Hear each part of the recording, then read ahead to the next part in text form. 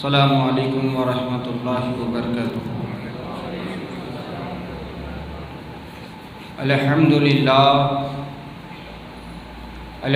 للہ رب العالمین والعاقبۃ للمتقین، الصلاۃ والسلام علی من کان نبیا وآدم بین الماء والطین وعلی آلہ وصحبہ وازواجہ وذریاتہ واہل بیتہ اجمعین، اما بعد فاعوذ باللہ من الشیطان الرجیم، بفضل کرم بسم اللہ الرحمن الرحیم، الذین آمنوا وکانوا یتقون، صدق اللہ المولانا العظیم وصدق رسولہ النبی الامین المتین الکریم، ونحن علی ذلک لمن الشاہدین والشاکرین، والحمد للہ رب العالمین۔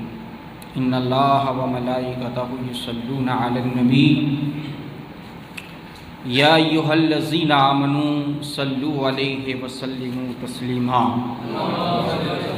اللہم صلی علی محمد وعلی آل محمد، معدن الجود والکرم منبع الحلم والحکم، وبارک وسلم صلاۃ سلاما علیک یا حبیبی یا رسول اللہ صلی اللہ تعالی علیہ وآلہ وسلم۔ سبحان ربک رب العزۃ عما یصفون، وسلام علی المرسلین، والحمد للہ رب العالمین، برحمتک یا ارحم الراحمین۔ شاہی جمعہ مسجد میں حاضر باش جملہ سادات کرام، بالخصوص حضرت سید اشرف علی بابا شاہی جمعہ مسجد میں حاضر باش خانہ کعبہ کے جملہ حجاج کرام، سامعین کرام، ضعیف العمر میرے بزرگوں، ہم عمر ساتھیوں، عزیز بچوں، رسول اللہ کے سنت خطبے کے بعد رسول اللہ کی بھاشا میں آپ حضرات کی سماعتوں کے حوالے ربانی کلام، ربانی پیغام پہنچایا ہے۔ اس کلام پاک پر کچھ باتیں عرض و معروض کروں، اس سے پیشتر آئی ہم اور آپ مل کر اپنے آقا و مولا مکے اور مدینے کے دلہا جناب احمد مجتبیٰ محمد عربی مصطفیٰ ارواحنا فدا صلی اللہ علیہ وآلہ وسلم کی بارگاہ میں انتہائی عقیدت و محبت کے ساتھ پوری ایمانداری اور بیداری کا ثبوت دیتے ہوئے بآواز بلند درود پاک پڑھیں۔ الصلاۃ والسلام علی محمد وعلی آل محمد، معدن الجود والکرم منبع الحلم والحکم، وبارک وسلم۔ منقبت کے بڑے پیارے شعر ہیں۔ واہ کیا مرتبہ ہے اے غوث بالا تیرا، واہ کیا مرتبہ ہے اے غوث ہے بالا تیرا، اونچے اونچوں کے سروں سے ہیں قدم اعلیٰ تیرا، اونچے اونچوں کے سروں سے ہیں قدم اعلیٰ تیرا، سر بھلا کیا جانے کوئی کہ ہے کیسا تیرا، سر بھلا کوئی کیا جانے کہ ہے کیسا تیرا، اولیاء ملتے ہیں آنکھیں وہ ہے طلوہ تیرا، اولیاء ملتے ہیں آنکھیں وہ ہیں طلوہ تیرا، کیا دبے جس پہ حمایت کا ہو پنجہ تیرا، کیا دبے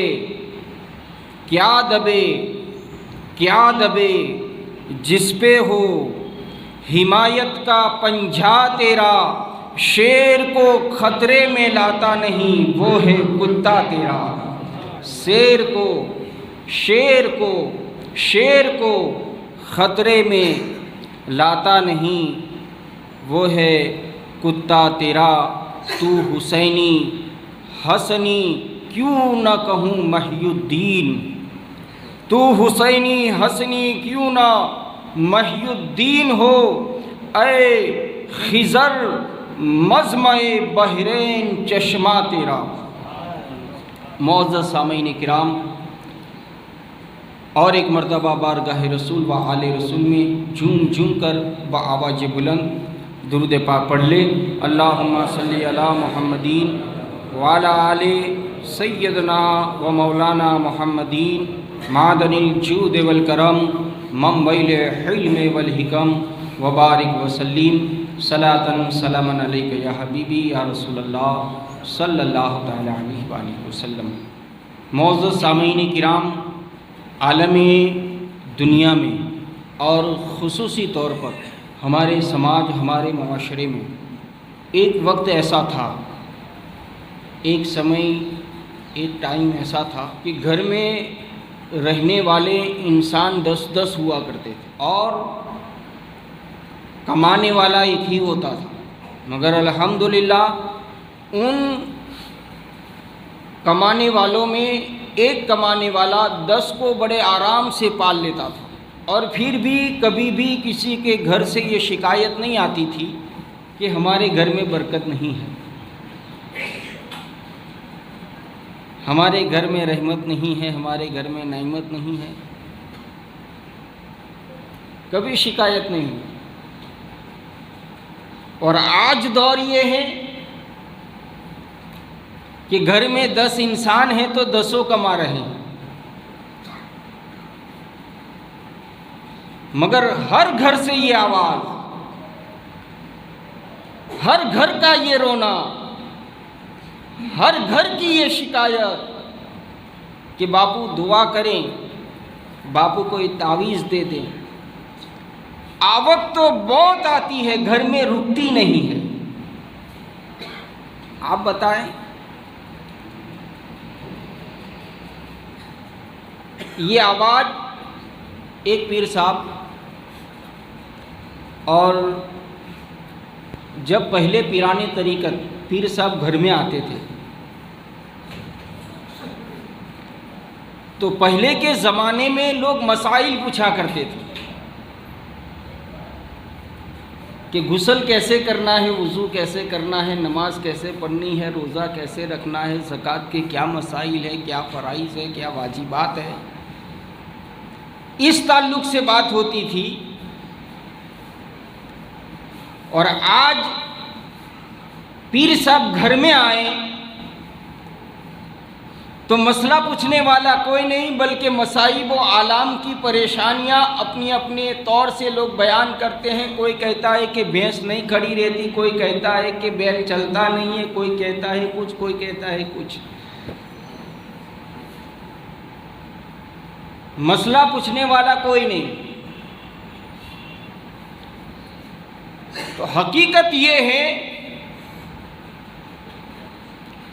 اللہ تبارک و تعالیٰ نے قرآن پاک میں یہ چھوٹ ضرور دی ہے۔ ہر نماز کے بعد ہر نمازی یہ کہتا ہے ربنا آتینا فی الدنیا حسنہ، اے ہمارے رب ہمیں اچھی دنیا عطا فرما۔ تو گویا دنیا مانگنا یہ گناہ نہیں ہے، دنیا مانگنا یہ کوئی برائی نہیں ہے، بلکہ دنیا کو مانگ لینا یہ بھی اللہ رب العزت کے حکم پر عمل کرنا ہے۔ دنیا مانگنا یہ بھی عبادت۔ مگر دوستو، جہاں رب نے کہا ربنا آتینا فی الدنیا حسنہ، وہیں رب تبارک و تعالیٰ فرماتا ہے وفی الآخرہ، اللہ فرماتا ہے کہ اے رب، اے ہمارے رب ہمیں اچھی دنیا بھی عطا فرما، ہمیں اچھی آخرت بھی عطا فرما۔ تو جب پیر آ جائے تو دنیا کے لیے بھی دعا کروا لو، آخرت کے لیے بھی دعا کروا لو، دونوں کو ساتھ رکھے، نہ دنیا کو چھوڑا جائے نہ آخرت کو چھوڑا جائے۔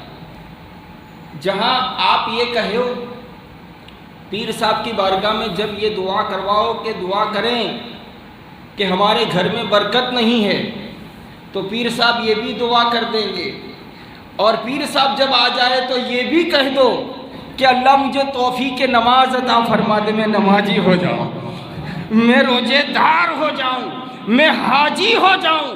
کبھی یہ بھی دعا کروا لے۔ اور یاد رکھے پیر کا کام صرف دنیا کو سنوارنا نہیں ہے، بلکہ پیر وہی ہوتا ہے جو تمہاری دنیا پر بھی نظر رکھتا ہے، تمہاری آخرت پر بھی نظر رکھتا ہے۔ اور پیر بنائے ہی اس لیے جاتے ہیں کہ تمہارے پر دنیا میں کوئی مصائب و آلام آ جائے تب بھی دعا کروا لو، اور جب شریعت اور سنت میں کچھ سمجھ نہ آوے تب بھی پیر کے دروازے پر چلے جاؤ کہ ہم شادی کرنا چاہتے ہیں تو کیسے کریں، ہم عقیقہ کرنا چاہتے ہیں کیسے کریں، ہم ہمارے گھر کا افتتاح رکھنا چاہتے ہیں کیسے کریں، ہم ہمارے بیٹے کی برتھ ڈے منانا چاہتے ہیں تو کیسے منائیں۔ یہ سارے سوالوں کے جواب آپ کو پیرانے طریقت کی بارگاہ سے مل جائیں گے۔ تو دوستو، ایک زمانہ تھا کہ کمانے والا ایک ہوتا تھا، کھانے والے 10 ہوتے تھے۔ آج یہ دور کہ کمانے والے 10 ہیں مگر برکت نہیں ہے، مگر رحمت نہیں ہے۔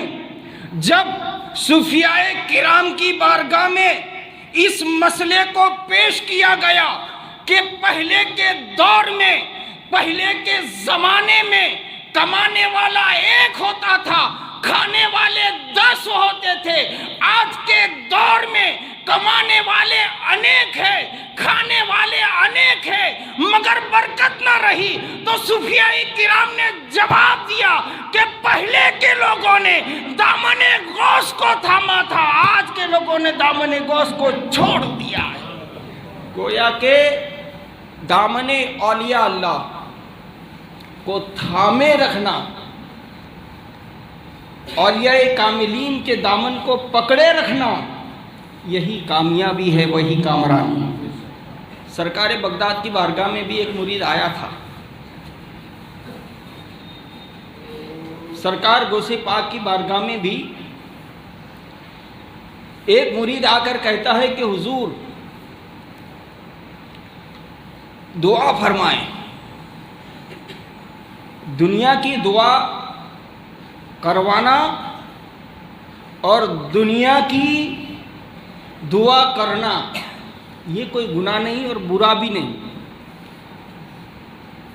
غوث پاک کی بارگاہ میں ایک آیا، ہمارے جیسا دکھیارا تھا، آیا حضور کی بارگاہ میں آ کر عرض کرتا ہے کہ حضور میری آوک تو بہت آتی ہے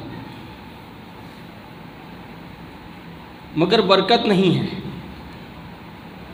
رحمت نہیں ہے، ٹکتا نہیں ہے۔ ایک پیر صاحب آئے، پیر صاحب کو کہا کہ حضور دعا کرو، پیسہ بہت آتا ہے مگر رکتا نہیں۔ تو پیر صاحب بھی بڑے ہوشیار تھے، کہا ایسا کر تیرے تیجوری کے چور خانے میں پیسوں کو رکھ دے، چابی مجھے دے دے، پیسے کہیں نہیں جائیں گے، پیسے کہیں نہیں جائیں گے، پیسے وہاں کے وہاں رہ جائیں گے۔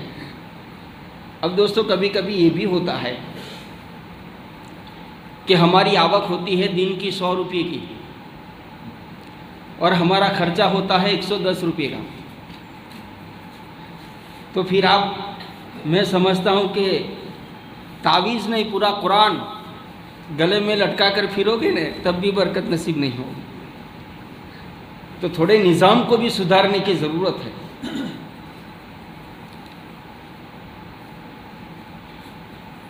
کہ ہمیں ہمارا سنسار کیسے چلانا ہے، ہمیں خرچہ کیسے کرنا ہے، ہماری آوک کو مینٹین کیسے کرنی ہے۔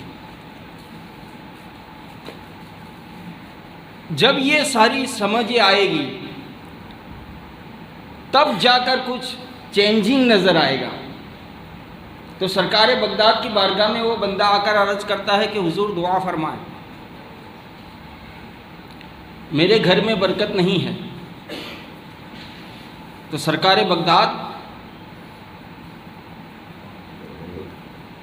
ارشاد فرماتے ہیں، سرکار بغداد جواب عنایت فرماتے ہیں کہ تیری نماز کا معاملہ کیسا ہے؟ اذان ہوتی ہے تو دکان پر تو نہیں بیٹھا رہتا؟ اذان ہوتی ہے تو کہیں اللہ گڑا لے کے تو نہیں چلا جاتا؟ اذان ہوتی ہے تو اپنے کاروبار اور اپنے دھندے پر تو نہیں ہوتا؟ سرکار بغداد کا سچا اور پکا مرید بھی تھا، عاشق بھی تھا۔ سرکار کی بارگاہ میں عرض کرتا ہے کہ حضور دنیا چھوٹ جائے تو چھوٹ جائے، نماز میری کبھی نہیں چھوٹی۔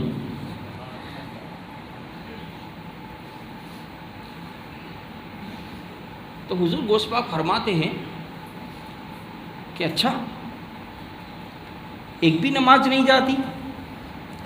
کہا حضور آپ کی دعائیں ہیں، دعا فرما دے کہ جو ادا کرتا ہوں اللہ اسے قبول بھی فرما دے۔ کیا مقدر والا مرید تھا کہ نماز کی گواہی خود پیران پیر دے رہے ہیں، خود غوث سمدانی دے رہے ہیں، قبولیت کی دعائیں کر رہے ہیں۔ جس کی نمازوں کی دعائیں پیران پیر فرما دے اس کی دنیا بھی سنور جائے، آخرت بھی سنور جائے۔ سرکار بغداد آج بھی پیران طریق، ہاں یہ ذاکر علی بابا جیسا کوئی پیر ہو تو اسے سامنے والے کو کھوٹا لگ جائے جب سچی بات سنا دے، ورنہ اللہ کریم اللہ رحم کرے، جب پیر کے پاس مرید جاتا ہے تو پیر کبھی بھی نہیں پوچھتا کہ تیری نماز کا معاملہ کیا ہے، تیری نماز کا عالم کیا ہے۔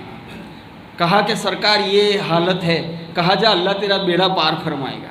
اللہ نماز پڑھتا نہیں اور اللہ تیرا بیڑا پار فرما دے، روزہ رکھتا نہیں اور اللہ تیرا بیڑا پار فرما دے، روزہ نماز حج زکوٰۃ غوث پاک پر معاف نہیں، غریب نواز پر معاف نہیں۔ تو سنو، فرائض خدا بندی کو چھوڑ کر بندہ نہ دنیا میں کامیاب نظر آتا ہے نہ آخرت میں کامیاب نظر آتا ہے۔ حقوق اللہ اور حقوق العباد کے ساتھ ہی بندہ مومن دونوں جہانوں میں کامیاب اور کامران ہو سکتا ہے۔ تو سرکار بغداد فرماتے کہ جب تیری نماز کا معاملہ اچھا ہے تو اب یہ بتا دے کہ تو رہتا کہاں ہے، تیرا سرنامہ بھی دے دے، تیرا ایڈریس بھی بتا دے، تیرا پتہ بھی بتا دے۔ تو آنے والا مرید سرکار کی بارگاہ میں عرض کرتا ہے کہ حضور میرا گھر ایسی جگہ پر پڑتا ہے جو بازار ہے۔ تو سرکار فرماتے کہ اچھا ایسا کر، جا اپنے گھر چلا جا اور گھر جا کر اپنے گھر کی چادر اپنے چوکھٹ پر پردہ لگا دے۔ آج کا مرید ہوتا تو کہتا کہ حضرت تعویذ دے دو نا، پردے میں کیا ہے، کوئی عمل دے دو، کوئی قرآن کی آیت دے دو، کوئی تعویذ دے دو۔ فوراً اٹھا وہ مرید، سرکار کی بارگاہ میں سرکار کے ہاتھوں کو بوسہ دیتے ہوئے سلام کرتے ہوئے نکلا، اپنے گھر آیا، گھر کی چوکھٹ پر ایک پردہ ٹانگ دیا، ایک پردہ لگا دیا۔ جب پردہ لگایا ایک اٹھواڑیہ بھی نہیں گزرا، پردہ لگایا ایک اٹھواڑیہ بھی نہیں گزرا، نہ کوئی تعویذ نہ کوئی عمل۔ سرکار کی بارگاہ میں بڑے بڑے تحفے لے کر، سرکار کی بارگاہ میں نذرانے لے کر، وہ عاشق تھے نا۔ آج کل دعائیں کروائی جاتی ہیں کہ باپو میرا فلانا کام ہے دعا کر دینا، اور کام ہو جائے تو نہ کام کروانے والا ملے نہ دعا دینے والا ملے۔ بہت اگرا مسئلہ ہو گیا۔ بلکہ حد تو یہ ہے، یہ غوث پاک کے ایسے عاشق ہیں، ایسے دیوانے ہیں، یہاں اوچھی کا پیسہ لے جاوے نا، اوچھی کا، اوچھی کے پیسوں میں بھی ویوہار نہیں، اللہ کے یہاں جواب دینا پڑے گا، یاد رکھنا دوستو۔ 1 روپیہ اگر آپ کا قرضہ باقی ہے آپ کے سر پر، تو کل میدان محشر میں رب تعالیٰ اس 1 روپیے کے بدلے میں تیری محنت سے کمائی ہوئی ساری کی ساری نیکیاں اس بندے کے کھاتے میں اللہ ڈال دے گا جس کے پاس سے تو نے روپیہ لیا ہے۔ یہ باتیں بہت چھوٹی چھوٹی ہیں، لہذا جب بھی ویوہار کرو تو کمپلسری کرو۔ اسی لیے عقل مند کہتے ہیں کہ حساب روپیے کا، خیرات لاکھوں کی۔ تو اس معاملے میں اگر آپ نمازی بھی ہیں، حاجی بھی ہیں، آپ بڑے متقی اور بڑے پرہیزگار بھی ہیں، مگر یاد رکھیں 1 روپیے کا قرضہ کل میدان محشر میں آپ کو بھاری پڑ سکتا ہے۔ تو اونچی پاچی کا ویوہار کرنا یہ اچھی بات ہے، مگر اس کو لوٹا دینا یہ سب سے اچھی بات ہے۔ آخرت میں کامیابی کی نشانی ہے، اور قرضہ دینا تو اتنا ثواب۔ کوئی مجبور بندہ، کوئی لاچار بندہ تمہارے پاس آئے کہ مجھے 5000 روپے کی ضرورت ہے، آپ مجھے قرضہ حسنہ دو، بیاج سے نہیں، بیاج تو اسلام میں بالکل حرام، کہیں بھی کسی بھی جگہ پر ذرہ برابر چھوٹ نہیں۔ جس نے مسلمان کو بیاج پر پیسہ دیا تو اس نے گویا کہ اپنے سگے بھائی کا مرڈر کیا اور خون پیا،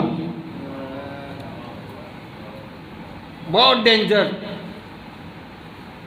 تو بیاج تو اسلام میں ہے ہی نہیں۔ تو سرکار فرماتے ہیں کہ کوئی مجبور آئے 1000 روپے یا 500 روپے لینے کے لیے، 5000 روپے لینے کے لیے،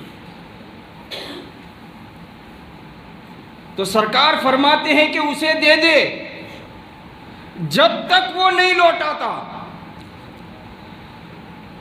جب تک وہ واپس نہیں کرتا، جب تک وہ ریٹرن نہیں کرتا۔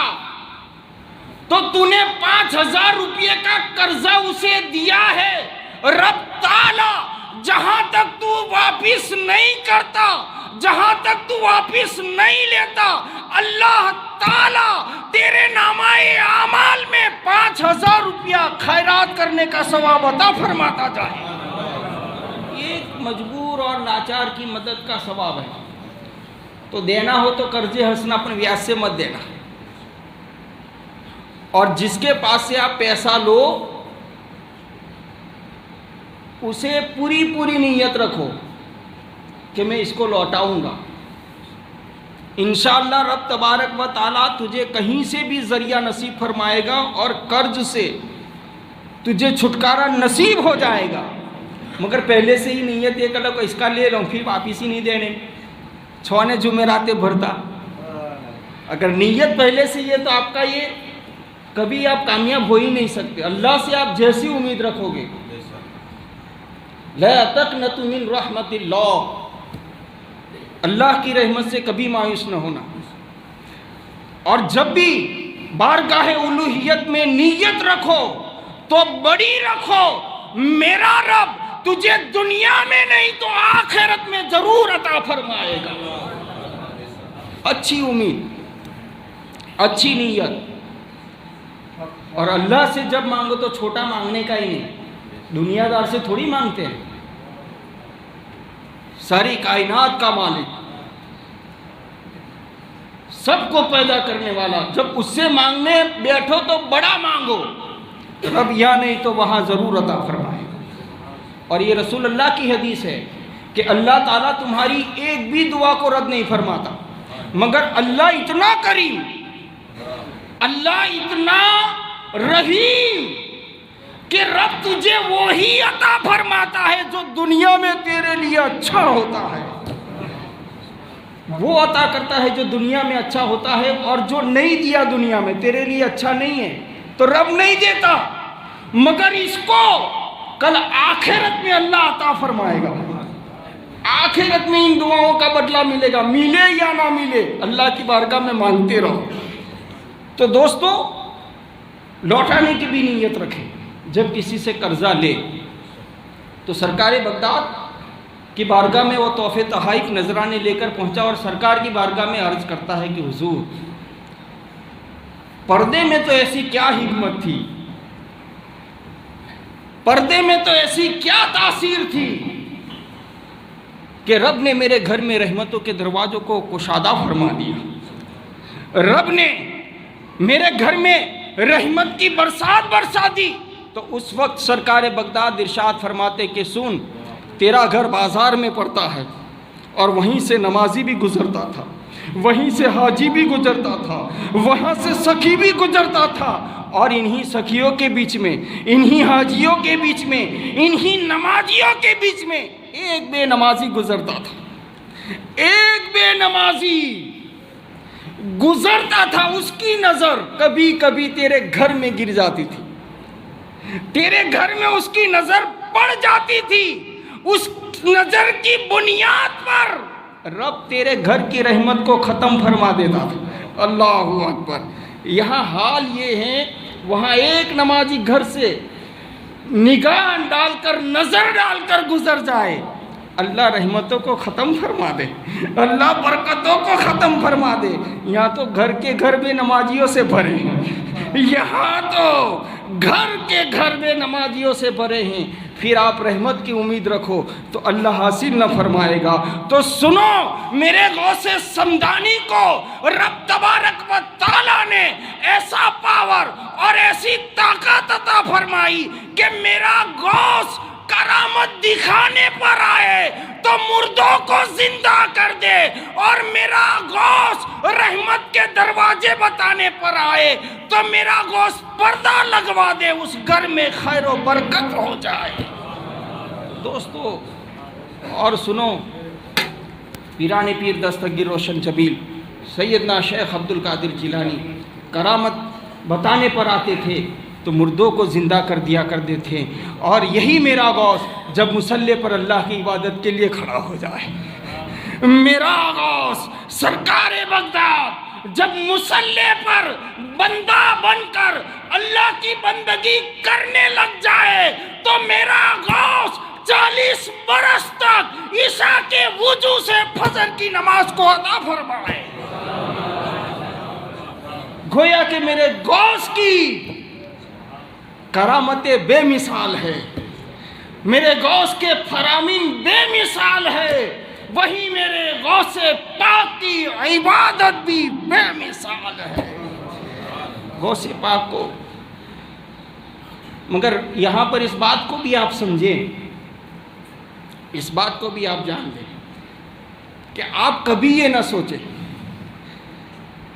کہ غوث پاک کو اللہ نے جو مقام عطا فرمایا وہ نماز کی بنیاد پر عطا فرمایا، وہ حاجی ہونے کی بنیاد پر عطا فرمایا، سخی ہونے کی بنیاد پر عطا فرمایا، ایسا نہیں۔ کیونکہ ایسا ہوتا تو جب غوث پاک مدرسے میں گئے تھے تو استاد کو یہ کہنا پڑا تھا کہ پڑھنے آیا ہے کہ پڑھانے آیا ہے، پڑھنے آیا ہے کہ پڑھانے آیا ہے۔ جب غوث پاک کو استاد کی زبان سے استاد نے کہا پڑھو بیٹا اعوذ باللہ من الشیطان الرجیم، غوث پاک اعوذ باللہ سے شروع ہوئے 18 پارے منہ زبانی سنا دیے، منہ زبانی سنا دیے۔ کیا مطلب؟